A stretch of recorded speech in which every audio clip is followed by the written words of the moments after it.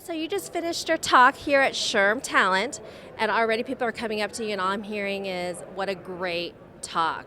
So what was your talk about today?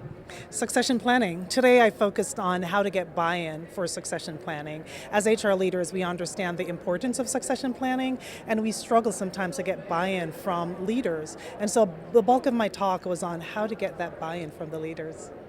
So why is it such a hard buy-in, and how do you move them to, hey, we got to get on board? Yeah, so we focus on what are some of the blockers to succession planning. Some of the blockers are leaders hear succession planning and they're thinking, oh, you want me gone.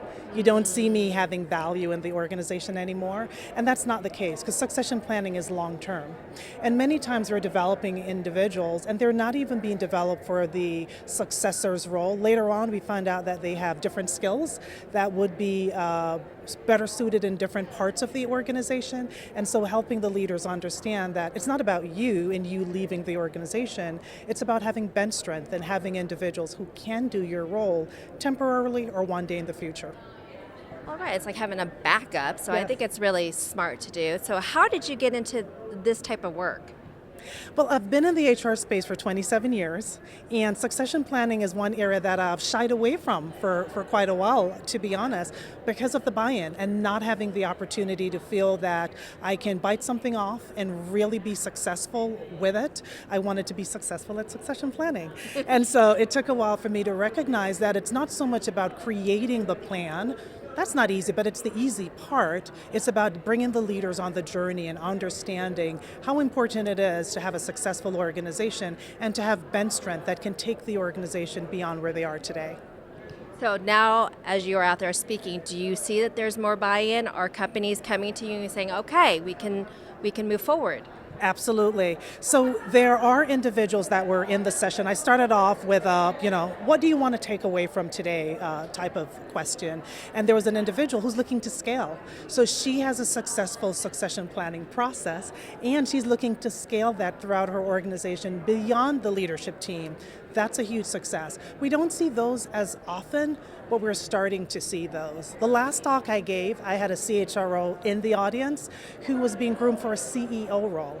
Now talk about success. That made me really proud.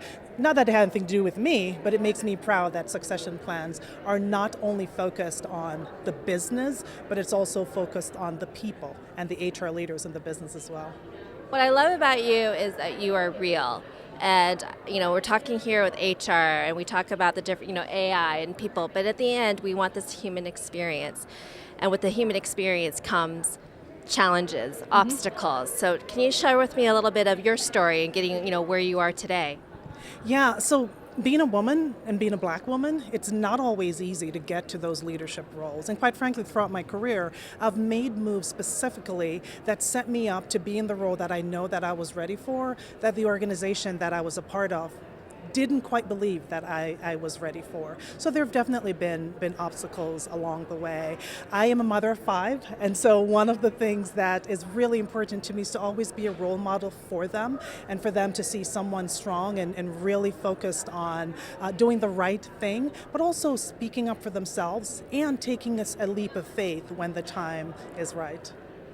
So where did you get the belief system in yourself? Because I know that's a big thing.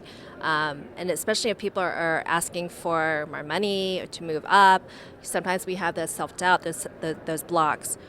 Where do you find that strength and that belief system to teach us to show up and believe in ourselves? I am so blessed to have an incredible support system. So my parents, one, my grandparents, I was raised with my grandparents, so I had 2 different sets of parents, right? And individuals who are just really good human beings, not just saying that because they belong to me, but individuals who were truly role models for others. And so that was a huge part of how I grew up. And then my faith, right? I grew up in a Christian household. I believe in prayer. I believe that, even when things are difficult, better days are coming. And that drives me. I focus on gratitude. Even when I travel, I have my gratitude cards in my purse. I start and end every day with 3 things that I'm grateful for. It keeps me grounded, and it really helps me focus on what's most important. You're so inspiring. Thank you for your words of wisdom today. If there was a success message, you had a lot of S's, success, succession, a lot of S's. But what success message do you have to anyone out there who's trying to achieve their own dreams, going after whether it is a dream or maybe it's a smaller thing? What would you say to them? Number one, focus on the big picture, right? Recognize what you're going after and what does it mean, not only for you, but for others, right? So we all have individuals who are looking to us for different reasons and how that will affect them, but also what will that mean for you in the long term? Whatever you're going after today, is it just a short-term goal or is it something that you will be passionate about later on? It's like getting a tattoo. You're wondering like, really, will this tattoo matter to me 10 years from now? Will I be proud of it 10 years from now? And I think it's similar with goals, right? Why are you going after that? Are you thinking about it the right ways? And if that was published on the front of, the most important newspaper today, and then 10 years from now, will you still feel proud? Thinking about that, I think, helps. And I want to thank you so much. Continued success to you. Thank you. Love hanging out with you. Thank you so much. I appreciate the opportunity.